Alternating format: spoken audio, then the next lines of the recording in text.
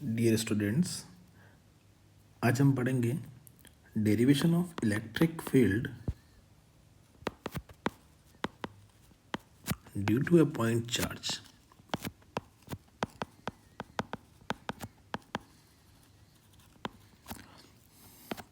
ठीक है, तो कोई भी एक पॉइंट चार्ज मान लेते हैं कैपिटल क्यू। इस चार्ज को हम फिक्स रखेंगे, इट इज फिक्स्ड, ये कंडीशन है। जो चार्ज फिक्स रखा गया है उसी चार्ज का हम इलेक्ट्रिक फील्ड निकालना चाह रहे हैं, इसलिए इसको हम बोलते हैं सोर्स चार्ज। सोर्स चार्ज का मतलब electric field of source charge. Which charge is producing the electric field? The source charge which is producing electric field.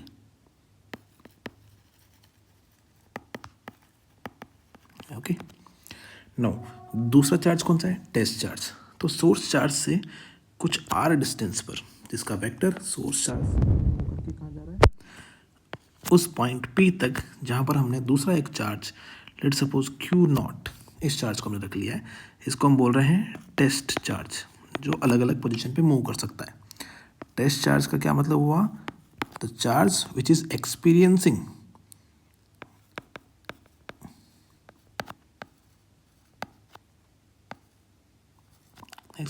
The effect.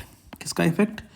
जो हमारा सोर्स चार्ज है उसका इफेक्ट चारों तरफ है, इसके सराउंडिंग्स में, उसको इफेक्ट कौन कर रहा है, फील कौन कर रहा है? Q0 चार्ज, उसको हमने बोल दिया टेस्ट चार्ज। चलिए, तो दो चार्ज अब रखे हुए हैं, capital Q charge source charge के आसपास के फील्ड में जब हमारा Q0 चार्ज है तो उस पर एक फोर्स लगेगा। Yes, the force will be Coulomb force. So by Coulomb force formula क्या बन जाता है? लास्ट डेरिवेशन में हमने देखा है, F is equal to K Q1 source charge, Q2 test charge upon R square. ठीक, वेक्टर फॉर्म में अगर लिखना चाहूँ तो ये हो जाएगा R कैप, जहाँ पर R वेक्टर आपका डायरेक्शन है और R कैप क्या है? R cap is R vector upon R, unit vector है। ओके, चलो, तो कूलॉम फोर्स निकल गया है। नाउ इलेक्ट्रिक फील्ड को कैसे डिफाइन करते हैं? Electric field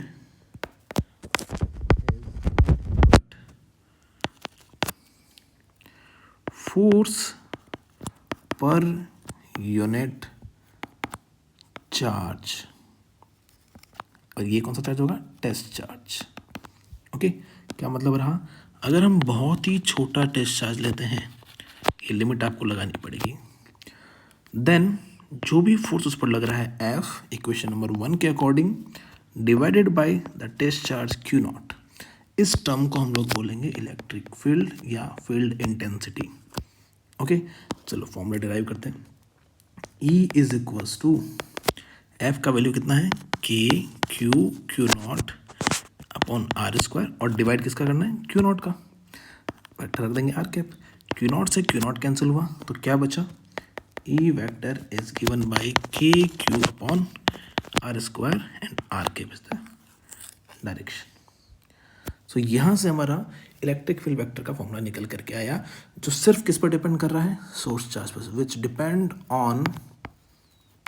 depends on source charge only.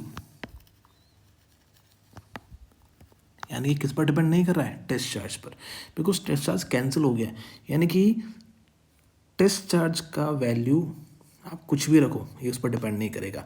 हाँ, एक और चीज़ ध्यान रखना कि test charge should be positive for the experiment, है ना। इनिशियली हम लोग उसको कैसा लेके चल रहे हैं? It is taken to be positive test charge always.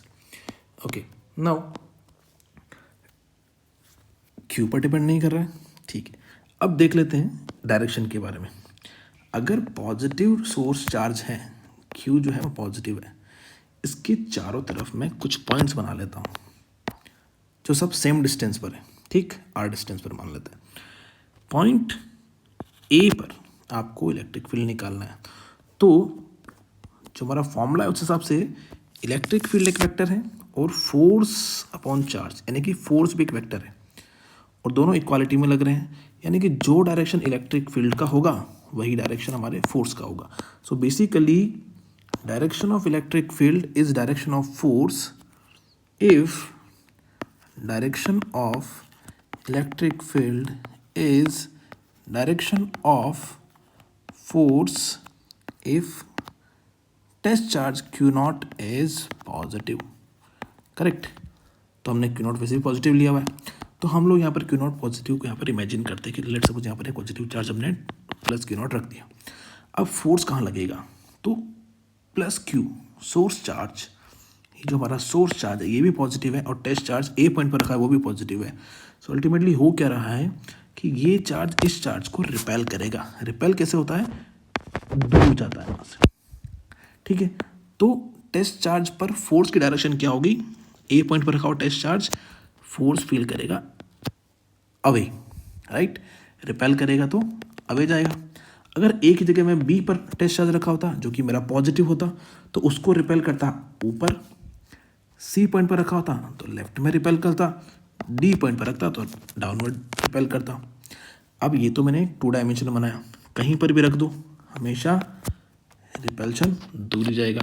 So ultimately ये समझ में आया कि जो पॉजिटिव चार्ज है उसके चारों तरफ जो इलेक्ट्रिक फील्ड बनेगा उसकी डायरेक्शन हमेशा रेडियली आउटवर्ड होगी। तो हम लिखेंगे electric field is radially outward, radially outward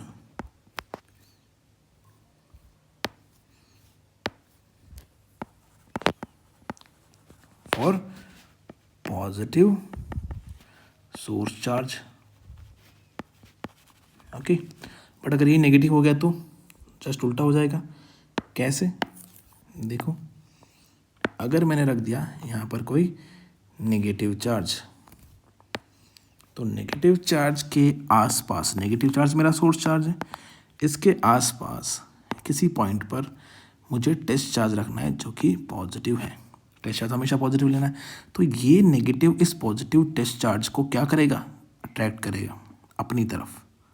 इस तरह से यहाँ पर रख दो अपनी तरफ अट्रैक्ट करेगा, यहाँ पर रख दो अपनी तरफ अट्रैक्ट करेगा, नीचे रख दो अपनी तरफ अट्रैक्ट करेगा, किसी भी पॉइंट पर रख दो हमेशा वो अपनी तरफ अट्रैक्शन, क्योंकि टेस्ट चार्ज पॉजिटिव है और सोर्स चार्ज नेगेटिव है तो अनलाइक चार्ज अट्रैक्ट करते हैं। इस तरह से हमारा जो डायग्राम के अंदर फील्ड बन रहा है वो रेडियली इनवर्ड बन रहा है, रेडियली इनवर्ड। ठीक है, किसके लिए हो गया, for negative source charge. Okay, तो ये इलेक्ट्रिक फील्ड का डेरिवेशन और उसके बारे में, डायरेक्शन के बारे में कुछ खास बातें।